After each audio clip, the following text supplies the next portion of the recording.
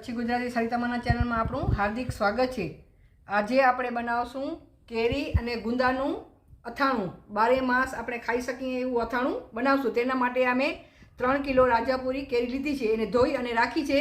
તો એને બરાબર આપણે લૂસી લઈએ। એને ધોવાની બરાબર આગળનો આ જે ભાગ હોય એ તો બરાબર રગડી રગડીને જ ધોવાનું। તમે અડધી કલાક પાણીમાં એમને રાખી લ્યો તોય પણ ચાલે। તો આ બધું અંદરથી આ ચિકાસ નીકળી જાય, આનો આ ભાગ આવી જાય તો અથાણું આપણું બગડી જાય। આને બરાબર આપણે લૂસી લઈએ। આપણે કેરી લૂસી લીધી છે।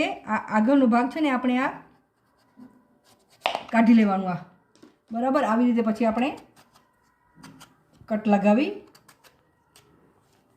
આપણે ગોટલી નીકળે એવી રીતે આપણી પાસે છરા નથી બરાબર મારી પાસે, એટલે હું ગોટલી કાઢી નાખીશ અને ગોટલી વગરની જ આપણે બનાવશું। આ આવી રીતે આમ કાઢી બરાબર આમ દબાવીને કાઢવાનું। કોરા હોવો જોઈએ બરાબર, એમાં ભેજનું પ્રમાણ કાંઈ હોવું ન જોઈએ। ચોખ્ખાઈથી જ આ બનાવવાનું અથાણું। આવી રીતે આમ લાંબી લાંબી ચીરી કરી લેવાની ને પછી આવી રીતે આમ ચોખ્ખા વાસણમાં, મોટા વાસણમાં આવી રીતે તમને જોઈએ એવા કટકા કરી લેવા, નાના મોટા તમને પસંદ હોય એ પ્રમાણે બરાબર। આવી રીતે આમ આપણે આ બધા કટકા કરી લઈશું। આવી રીતે આમ આ બધા કટકા કરી લીધા છે। હવે એનામાં આપણે આ મીઠું નાખી દઈએ આવી રીતે આમ 3 ચમચ, 1 ચમચ આ હળદર। હવે આને આપણે આવી રીતે પહેલાં બરાબર મિક્સ કરી લઈએ।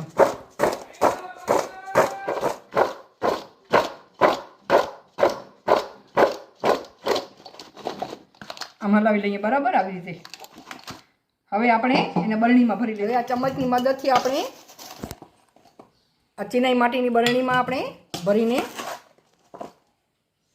આમ રાખી દઈએ બરાબર। આમ ચોખ્ખાઈથી કામ કરવાનું બધું બરાબર। પાણીમાંનું ટીપું એક હોવું ન જોઈએ, એને આપણા હાથ પણ પરસેવાવાળા હોવા ન જોઈએ। જો જરા પણ પરસેવો કે ભેજ હશે તો આપણું અથાણું બગડી જશે। આવી રીતે બધું બરણી આપણે ભરી લઈએ।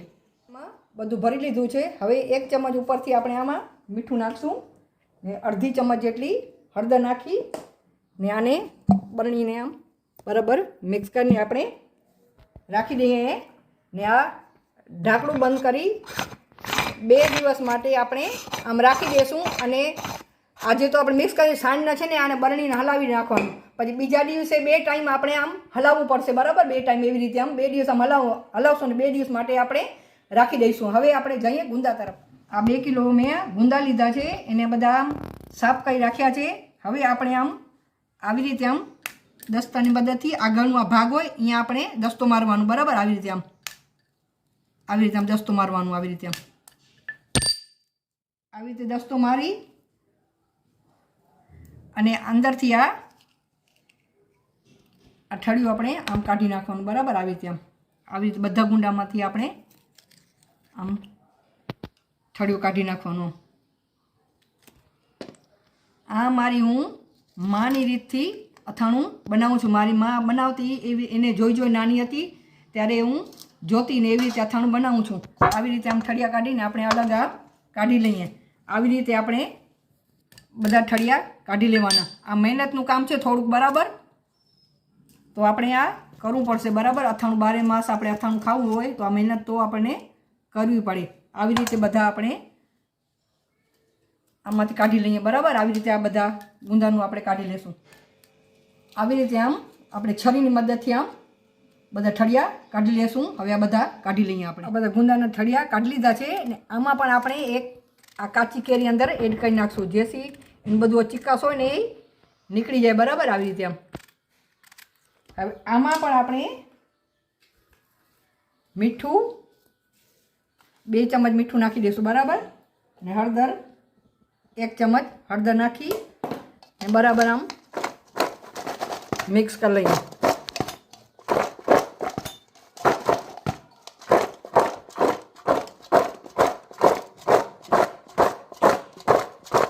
આમાં છે ને મોટું વાસણ લેવાનું બરાબર। આવી રીતે આમ તમારી પાસે ચિનાઈની બરણી ન હોય તો કાચની બરણી લઈ શકો છો। ઓલી મોટી પ્લાસ્ટિક, જાડા પ્લાસ્ટિક બરણી આવી એ પણ તમે લઈ શકો છો.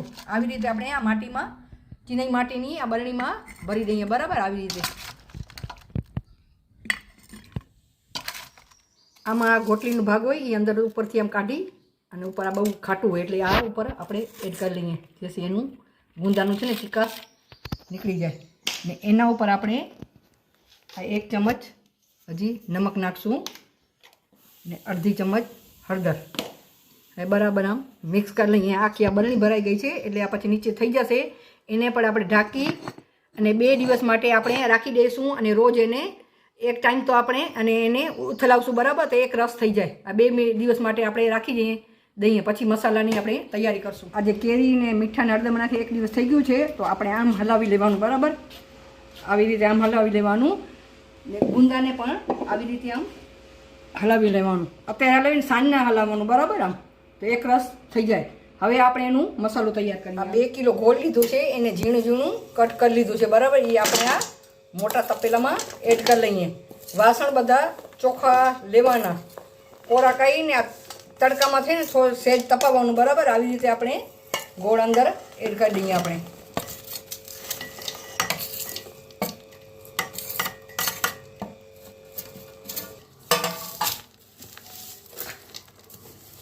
આવી રીતે આમ એડ કરી દેવાનું. બરાબર, આ રામદેવ અચાર મસાલા લીધા છે 200 ગ્રામના 2 પેકેટ, તો એને આપણે અંદર એડ કરીએ.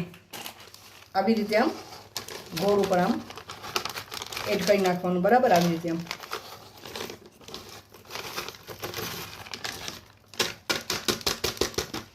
હવે આપણે આમાં આ કશ્મીરી મરચું પાવડર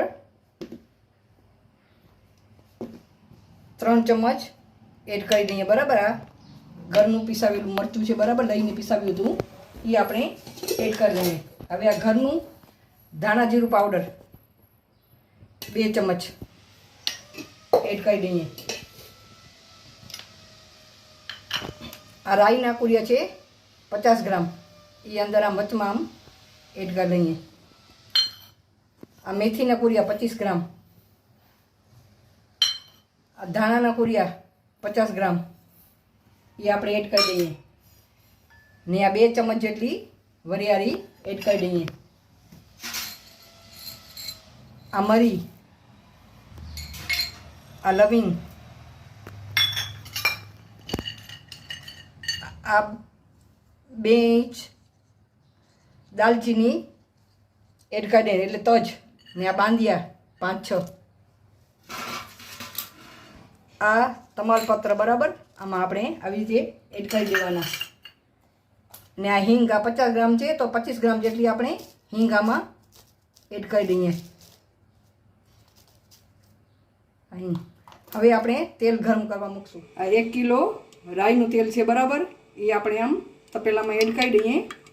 બધું આવી રીતે આમ ગરમ કરવા દઈએ. બરાબર, એમ થાય કે ધુમાડા નીકળશે ત્યાં સુધી આપણે ગરમ કરશું. તેલ આપણું ગરમ થવા આવ્યું છે. આમાં આપણે હાથ રાખીએ એટલે આ હાથ આપણને ગરમ લાગે એટલે તેલ આપણું ગરમ થઈ ગયું એટલી સુધી આપણે ગરમ કરવાનું. તમને તેલ સરસવનું ન પસંદ આવે તો તમને જે તમે ઘરમાં રેગ્યુલર ખાતા હોય એ પણ તમે નાખી શકો, પણ આ સરસવનું તેલ સેહત માટે બહુ જ ફાયદાકારક છે. ને ખાસ તો ડાયાબિટીસવાળા માટે આ સરસવનું તેલ ખૂબ જ ઉપયોગી છે બીજા બધા તેલ કરતાં. તો ચાલો, ગરમ થઈ ગયું છે, આપણે ગેસની ફ્લેમ બંધ કરી દઈએ. ને આ મસાલો બધું તૈયાર કર્યું હતું એમાં આપણે એડ કરી દઈએ.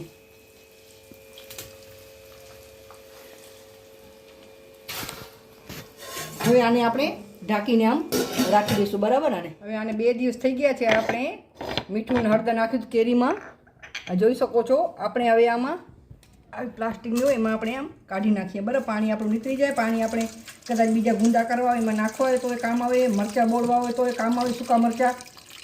આવી રીતે આમ બધું કાઢી લઈએ. હવે બધી કેરી કાઢી લીધી. આને આપણે નીતરવા દે, પાણી બધું નીતરી જાય ત્યાં સુધી આપણે રાહ જોઈને આ બરણીને ધોઈ અને ચોખ્ખી કરીને પછી રાખી દેવાની અથાણું ભરવા માટે. હવે ગુંદાને પણ આવી રીતે આપણે ચાળણીમાં પ્લાસ્ટિકને આમ કાઢી લઈએ. બરાબર, આમાં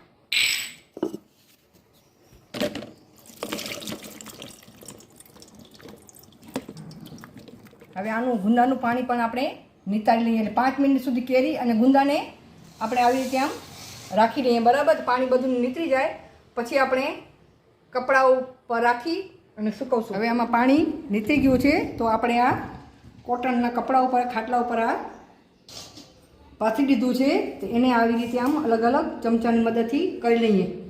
તડકામાં નથી સુકાવવાનું, બરાબર આમ પંખા નીચે જ સુકાવવાનું. 4-5 કલાક માટે આપણે પંખા નીચે સુકાવવા દેશું, જેથી એમાંથી પાણી બધું આ હોય કેરીનું એ શોષાઈ જાય અને સુકાઈ જાય. બરાબર આવી રીતે એક સાઈડમાં આપણે ગુંદા નાખી દઈએ ને પાણી છે એ નાખીને રાખી દેવાનું. બરાબર એમાં મરચાં આપણે બોળવા હોય તો બોળી શકીએ, આપણે એનું અથાણું મરચાંમાં નાખી શકીએ. એમ આવી રીતે બધા અલગ અલગ કરી નાખીએ એટલે જલ્દી સુકાઈ જાય.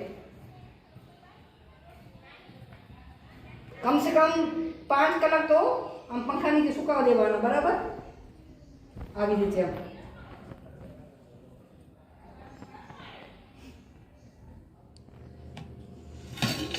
હવે મસાલાને 24 કલાક થઈ ગયા છે.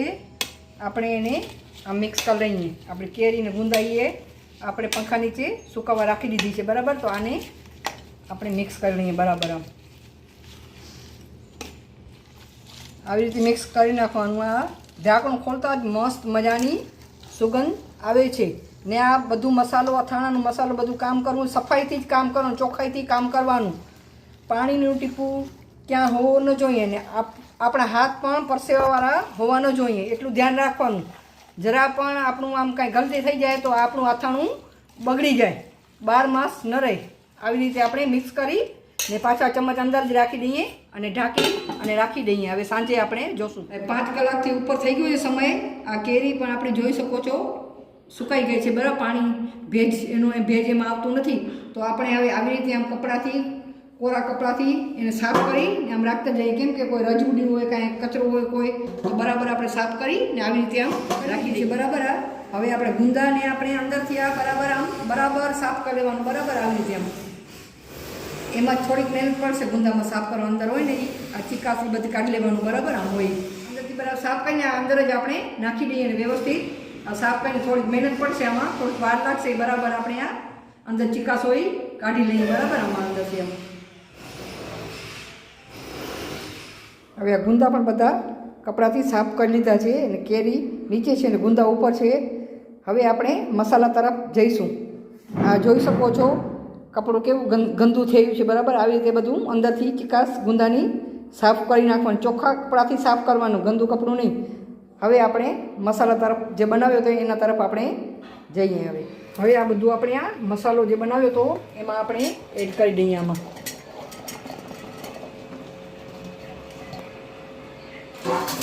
ને આને આમ જેટલું હાલે એટલું હલાવી લઈએ આપણે. આવી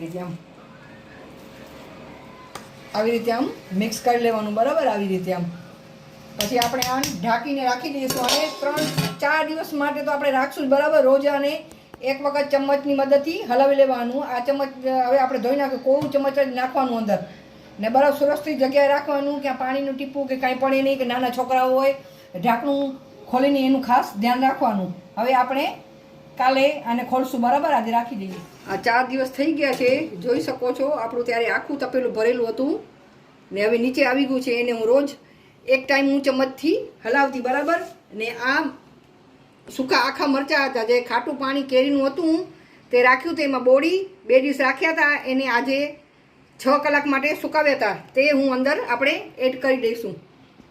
તમને પસંદ હોય તો જ નાખવાના, આ જરૂરી નથી. બરાબર મને આ મરચાં ખાવાના બહુ જ ગમે છે.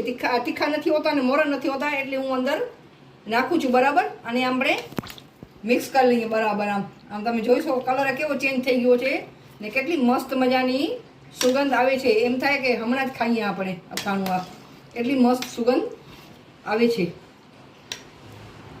અને બરાબર આપણે હલાવી લઈએ. જોઈ શકો છો હવે નીચેથી આમ ગોળ પણ બધું ઓગળી ગયું છે. બરાબર આમ હવે આપણે 1 દિવસ માટે આને રાખી દઈએ ને કાલે આપણે બરણી ભરશું અને ઢાંકીને આમ રાખી દઈએ. આજે 5 દિવસ થઈ ગયા છે. આ એક કાચી કેરી લીધી છે એને બરાબર ધોઈ અને કોરી કરીને ઉપરથી આમ કટકર લગાવી દીધો છે અને 2 ભાગ કર્યા છે. કેમ કે અત્યારે કેરી અંદર જોવાનું કે અંદર આપણે બહારથી સરસ દેખાય છે ને અંદર ખરાબ હોય છે, એટલે જોઈ કાપીને પછી કરવા એને કટિંગ કરવાનું. બરાબર હવે આ એક કેરી છે એનું આપણે ઝીણું આમ છીણ કાઢી લઈશું. બરાબર આવી રીતે છીણ કરી લઈએ ફટાફટ. હવે આપણે કરી લીધું કેરીનું એ આપણે આમ અંદર એમને એમ એડ કરી દેવાનું બરાબર. એનાથી છે ને રસ્સો આપણો હોય ને અથાણાનો એ બહુ ઘાટો થાય એનાથી. સફાઈથી કરવાનું બરાબર. હાથને બધા ચોખ્ખા હોવા જોઈએ. આપણે આમાં હવે આમાં મિક્સ કરી નાખશું બરાબર આવી રીતે.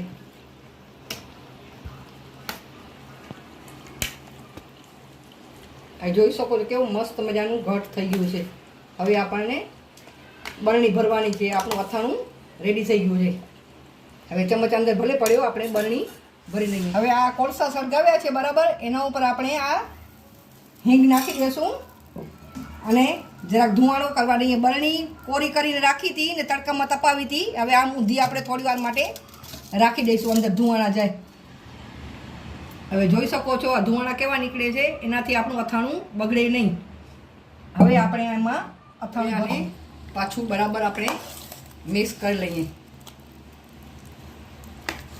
આજે 5 દિવસ થઈ ગયા છે. આ મસાલામાં આપણે કેરીને રાખી હતી.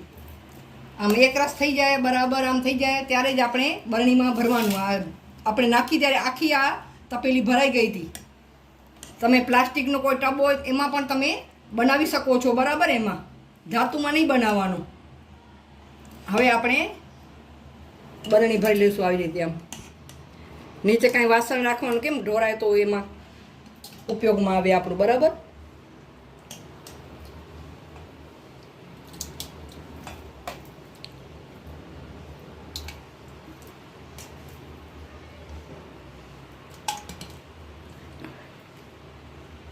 હવે આવી રીતે આખી આપણે બરણી ભરી લઈએ. અથાણાની બરણી આપણે ભરી લીધી છે.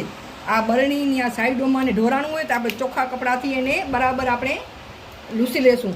આ અંદર હોય અહીંયા ઉપર એ આપણે લૂસી લેવાનું બરાબર. આમ આવી રીતે આમ કપડાથી બધું લૂસી લેશું. ચોખ્ખું કપડું લેવાનું બરાબર. સફાઈથી જ કરવાનું. તમે અંદર ચાહો તો ગાજરનું છીણ હોય તમારી પાસે તો ગાજરનું છીણ પણ આપણે તમે અંદર નાખી શકો છો બરાબર. આવી રીતે